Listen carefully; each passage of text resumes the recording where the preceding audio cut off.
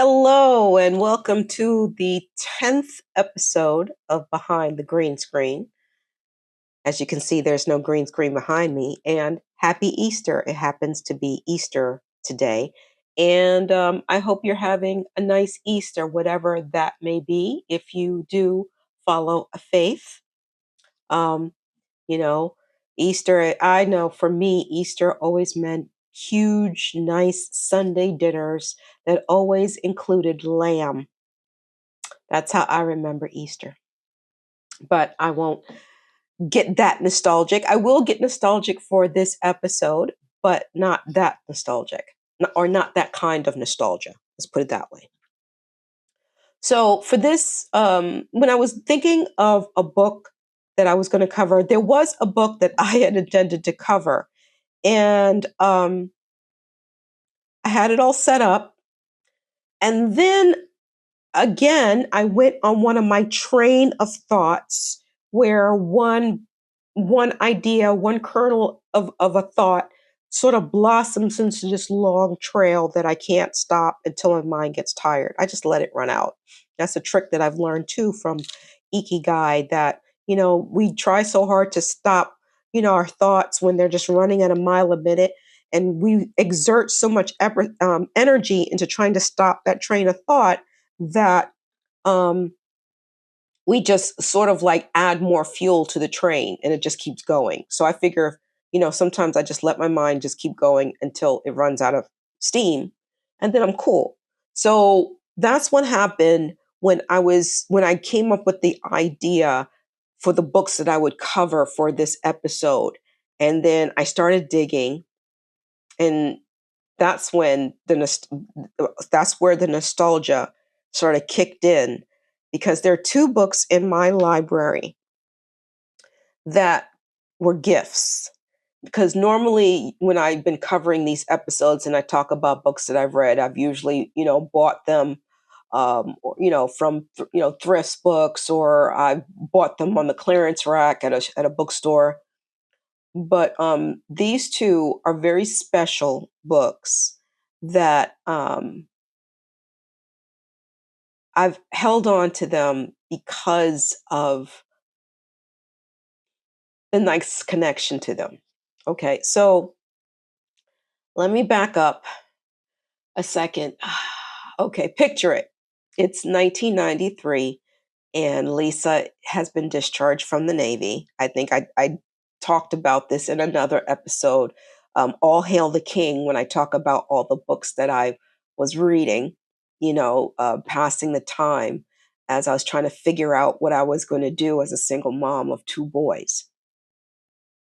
So one of the things that I have always enjoyed doing, and this is started in high school, and I am going to, with this episode, make an official uh, plea, an official plea to return what I'm about to talk about.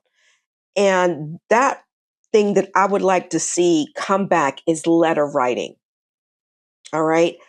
I, when I was in high school, I was this French class. I was taking French, not Spanish, ironically enough, given my recent episode that I just dropped.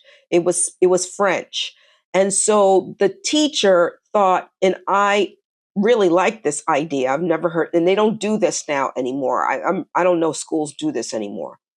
But she had it set up where we could have pen pals in France.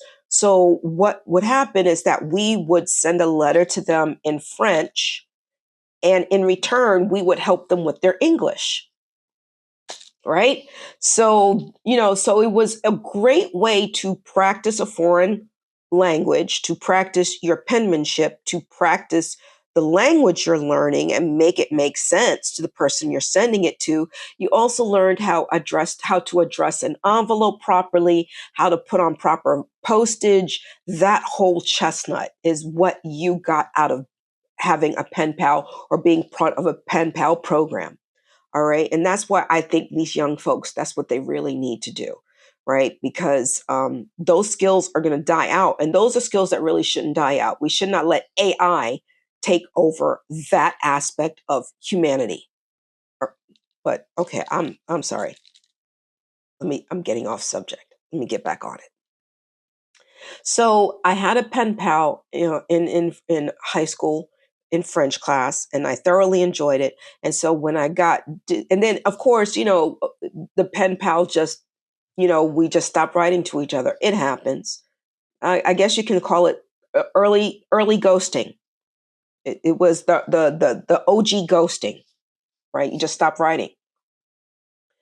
So when I got discharged and I was finding ways to occupy my time until I got a job, one of them was going to the library reading Stephen King, and the other was pen pal letter writing. Now, um, I'm trying to remember how I found out. It must have been in a magazine or something like that. But there was sort of like this service in which you filled out a questionnaire, your likes, your dislikes, whether who you would you rather converse to a female, would you rather converse to a male? You gave all your preferences. And then they sort of matched you up with somebody. They sent you, well, actually, they sent you a list of people in the mail and with their names and their addresses, stats about them, and then you picked from the list. So I picked one person from the list, and unfortunately, we lost contact with each other. We ghosted each other. But I am hoping that somehow this episode gets to her and we reconnect again. All right. So her name was Joanne Wheeler. I gotta pull this up because it's a lot. Her name was Joanne Wheeler, and she lived in Bath, United Kingdom, which I guess it's all right. So here's some of the earlier stuff. Here are some of the letters. When I started, when I was first, when I got discharged, I lived in New London. Then I moved to Colchester. Then I moved to East Hartford. Then I moved to Manchester, and that's where I was living until I moved out of Connecticut. So this was and this is what I loved about receiving mail. Let me do it from this side. Would this be better? Yes, actually it's better from this side. So see the stamps? Like I always like the all the fancy, like you knew came from overseas, and this is how you address the envelope. And sometimes, you could either put your return address up here, or you put it on the back fold.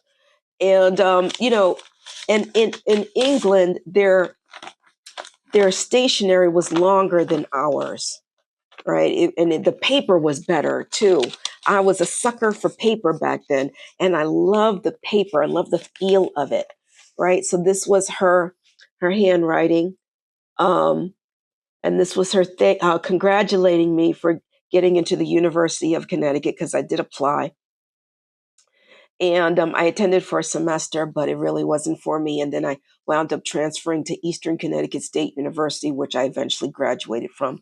But so we wrote each other. So Bath is in Avon, England. All right. So that's where she used to live. And then she moved to Wales. So over the years, we wrote to each other, right? That, and this has photographs. I think this has a photograph, or I think this probably had, no, this didn't have her surprise.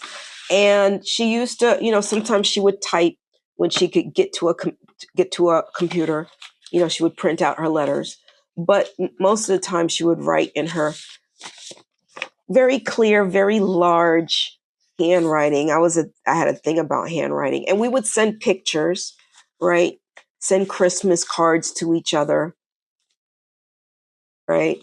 And you know and it was nice. It was really, really nice. And sometimes she would do double duty. She would send me a Christmas card along with a letter inside, and we shared our our hopes to find someone nice in our lives, because she was a single mom just like I was, and that was one of the things that that bound us together, is that we were both hoping to find or meet someone and who would accept us. She had a baby. She had a baby, Elliot. Okay, I hope that this somehow reaches her. This was Elliot, and I think that was her. Oh, that was the midwife. See, this is why. See, in the olden days, this is what we used to do. We used to write stuff on the back of pictures so that it could jog our memories if we ever went back to it. So this was her son, Elliot, and that's the midwife. She had the baby by a midwife. And this is Joanna or Joe when she was pregnant with Elliot. So, so we wrote to each other, and I loved. I told you I'm an Anglophile, so I love the stamps, Queen Elizabeth stamps, which you'll probably never see. I don't know ever again. Sad to say. And I'm trying to see who this is. I can't tell who that is. It looks like Princess Diana, but it's not. It's not Princess Diana. And the reason why this was 1999. But so she would send. We continued to write to each other. This is Elliot as he got older. And we just shared our secrets, and for that I think that we shared stuff that we felt safe enough that we knew it wasn't going to go very far beyond the two of us. And see, this is back when we had typewriters, and sometimes we typed our addresses on envelopes. Yeah, so the reason why I dug all of this up, birthday cards. The reason why I dug all of this up is quite a bit. Like it's we really we wrote quite a bit to each other, right? Look at all of that. Yeah. Like all of this is all from Joe. But the reason why I decided to dig all of these letters up, I know. It was so wonderful to have a pen pal. And then she met someone, Neil. And Neil decided to stay a while. I hope they're still together. And, you know, that was it. I don't know what happened to her. I would like to know what happened to her. Is she okay? Is she happy? Did she finally find that happiness that she and I always talked about? But the reason why I dug this up is because this British pen pal introduced to me a very American book that um, that I never really paid attention to. It was a really big deal. It was flipped into a movie that was directed by Clint Eastwood, and it starred Clint Eastwood and Meryl Streep. If you are getting it at all, then you probably know the book that I'm talking about. So, yes, The Bridges of Madison County. This is what my very British pen pal sent me as a gift. And as a matter of fact, she inscribed it. Yeah, there we go. There we go. She inscribed it. There it was. And God bless her. Look, she put the years in 94 to 95. So this was like, she probably sent it around Christmas time. And so I read it and I put it down and I went, ah, because it was such a romantic, I mean, everything about it was wrong, okay? This woman was basically cheating on her husband with this guy who just came walking all through. But the thing is that he knew that there was no way that they were going to be together, but he never forgot about her up until the time that he died. And I think this is how it ends, if I remember correctly. But he never forgot about her, ever. And I think I was hoping. I think she sort of knew what we were both hoping for, what we were both feeling, and this sort of like spoke to everything that we've ever talked about in our letters as far as how we viewed romance and how we always would like a relationship, but not this tawdry though. We wanted something a little bit more a little bit more permanent, but just something this romantic. It got me hooked on him. I think he passed away, Robert James Waller. But yeah, this was a book that, and I forget, I don't think I read it. It wasn't a summer reading thing, right? It was, she sent it, I read it, and then I know I did, I wrote a letter to her about it, just raving about it. But that's what makes this book so special to me, is that this woman that I never met in person, only through many, many letters, okay? And I do mean that's not even like, wait, hold on, there's more, right? All right. So this is there's more of this, right?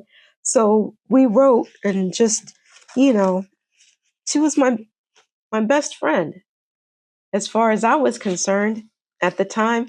I saw her to be my best friend. So that's why the Bridges of Madison County holds a special place in my heart. Now, the movie,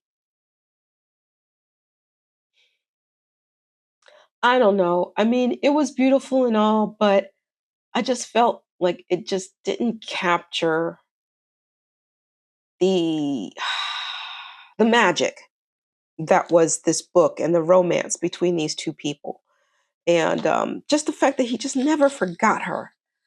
That I guess I hope that um, that if I ever, come across a man that I affect that much, that he remembers me to his dying breath, I'll probably never know, but it'd be kind of, like, wow, that's pretty dope. That's pretty dope. All right, so that's one pen pal. Here comes the second pen pal. And I'm happy to say we still keep in contact with each other. However, it is not through letters to, and that breaks my heart because Facebook and social media took the place of our letter writing. And so this woman I've known for for 32 years and we have never met. And it just so happened that in our letter writing days, I was flipping through channels and happened to come across the movie 84 Charing Cross Road. I think that's the name of the movie. And it had Anthony Hopkins and Mel Brooks's wife. Damn it. Mel Brooks's wife, Anne Bancroft. All right, I haven't lost all my brain cells. Holla. All right, so 84 Charing Cross Road is a movie about these two strangers, one in England, one in America, in San Francisco, if I remember correctly. He's a bookseller, she's a book buyer, and she stumbles across his bookstore, and she's always looking for these rare books. So they start this correspondence for years, years, years, years, and but they never get to meet. And I think she passes away, and she or he passes away. I can't remember, but it's a really sad ending. Very good movie, and I always liken that movie to my relationship with this next pen pal. And she is sort of, okay, let me back up a second. I've always been into learning foreign languages. Always. In high school, I didn't want to learn Spanish. And the reason why was because I had a Spanish friend. She was from Colombia. And if I wanted to learn anything about Spanish and how to speak it, all I had to do was listen to her and her mom talk or watch telenovelas, which were really hot at the time. Menudo was hot, like everything. back in the 80s, in the mid 80s, was like Hispanic everything, Latino everything. It really was. Like Menudo was huge, right? And I lived in an area that was not too far away, like Corona going into Jackson Heights. And if you've ever been from Queens, then you know heavy Latino population in that area.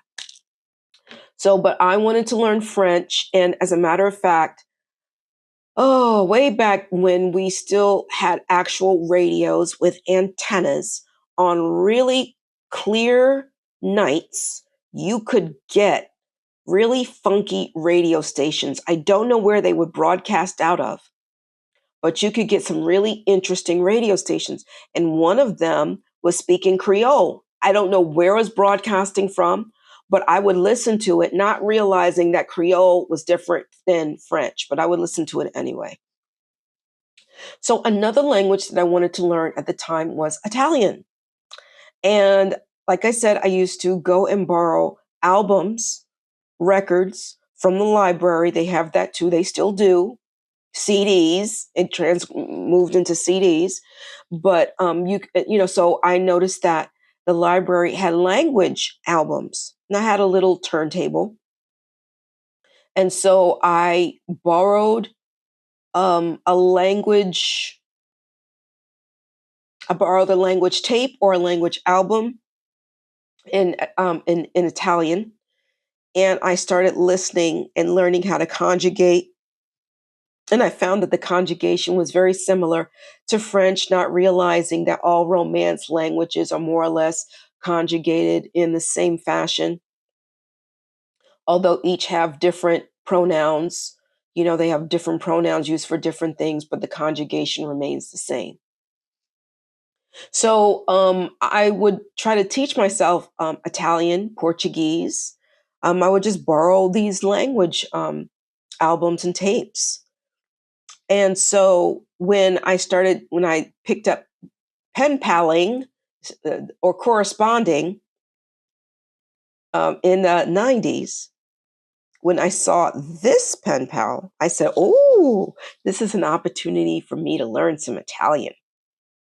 Um, so that's how my correspondence to a woman named Loretta Signori, I'm probably saying that incorrect, Loretta Signori from let's see, from Lake Garda in Sirmione, Italy. I know I'm butchering that. So Loretta and I had a correspondence that started in 1993. And I'm pretty sure I have a feeling I have more than this because we wrote each other quite a bit. And what was so cool, what I so envied about Loretta was that they were doing remote work before we got a virus and pushed us into our homes to do remote work. Like she had been remote working and working with Apple products. I was so jealous through her job. And I had no idea, like she would do all her letters on her Mac. And she would like send like these really dope letters along with pictures, right? So this is Loretta. This is her hunky. These were her wedding pictures. Like they got married, right? That's them there. So this is how she would send me pictures instead of, like the way Joanne sent them or Joe sent them, she would just print them out. And so she got married. She even she even sent me. I kept all of these because I'm a pack rat. So she sent me the invite, the wedding invite, and they got married in 1997. I'm trying to think what month. So they got married in 1997. So that means that they're coming up. Wow. I just realized they're coming up on 30 years together. In 2 years, they'll be married for 30 years. That's wow. That's okay. So in any event, that's really dope. So I'm trying to see what the date was. I just know where it, but this is the, and so these are the pictures, and that's beautiful Loretta, and that's her husband Silvio, and I was so happy for her that she found someone. They've been together for quite a while. They've been boyfriend and girlfriend for quite a while, and then you know, and that's her family right there. And yeah, so I kept all of this after all this time. And so we wrote to, and so when she became a respectable married Italian woman, you know, we still connected. And then I got married, and I lamented over married life, which lasted longer for her than it did for me. I could only tolerate it for 5 years, but she found her soulmate, which is why her has lasted a lot longer than mine. So of course, then comes love, then comes marriage, then comes baby and a baby carriage. They had 2 girls. Okay. So we shared all of our life, everything that went on in our lives, our milestones. She would tell me stuff about her parents, her family. She had a sister and a nephew who was named Gabriele, and my son is named Gabriel. So not one Gabriel, but one had nothing to do with the other. How I named my younger son is a very interesting story, but not for this episode. But okay, so Loretta and I exchanged all of our lives together. These are all the letters. Oh yeah, there's more rubber banded here, right? Because I kept all of these. I kept them all this time because, like I said, I'm at times I can be very sentimental. She travels. She goes to the Dolomites. She and Silvio love to travel, and that was, I think, one of the things that binded them together so much. Her mother's side of the family is from England, and her father's side of the family is from Italy. And her father used to work for Air Italia as a pilot, I think. I think. I can't remember. I'd have to go through all of these. But so the second book that is in my library that I that I hold close to me, but I can't read it. It's not that I won't read it, it's that I literally can't read it because it's in Italian. I must have brought up Dante's Inferno in one of my letters to Loretta. And I don't know why I would bring up Dante's Inferno. I don't know what we were talking about. I must have saw something or read something, but she sent me this as a gift. And the reason why, as you can see, it is all in Italian. Now, I think this is written as it was meant to be formatted, if that makes sense. So yeah, here's the back of the book. Ugh, oof. All right, so here's the back of the book. You can see it's all in Italian, and she sent it to me to encourage me to learn Italian so that I will eventually be able to read this in its original language, so that I can probably see how beautiful it is as well. Because um, sometimes things get lost in translation because there's a word that's in the original language that it doesn't match in English. So you try to match as much as possible, and it doesn't sound nowhere near as beautiful as it did in its original language. So this is, if I remember correctly, it was in one of these envelopes that she sent this.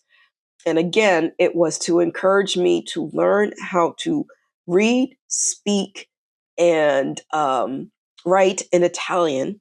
so that eventually be able to read this. And I will get there someday. You know why? Because I have not given up on learning a foreign language. When I was doing very well before I took on more debt, I had the foresight to buy a lifetime subscription to Rosetta Stone. So I have all the languages in Rosetta that are available in Rosetta Stone at my disposal.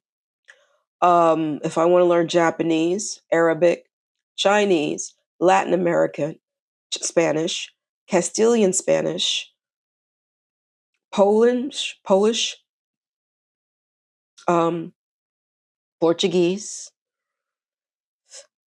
Tagalog, um, Korean. Yeah, basically all the language that Rosetta Stone has, I can access them at any time and learn them. So, Loretta, if you're watching this, don't lose faith in me just yet.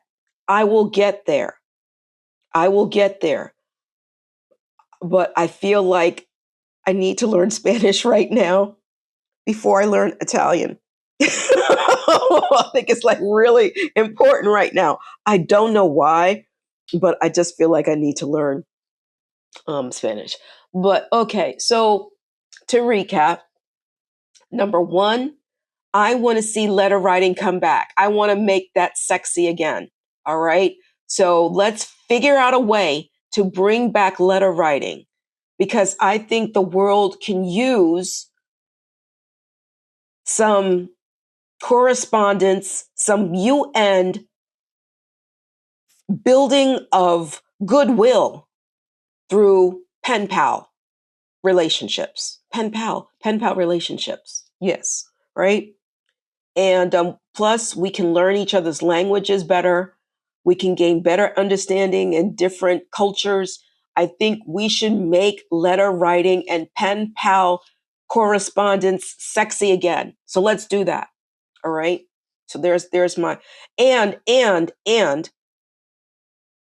it will bring back hopefully good penmanship because we're about to lose that. You heard these schools had eliminated cursive, which I found horrible.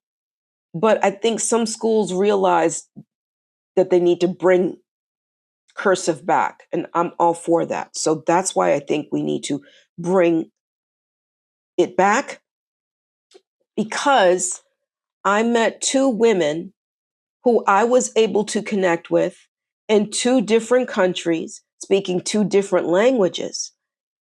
And this one, the one who gave me this one, she speaks two languages.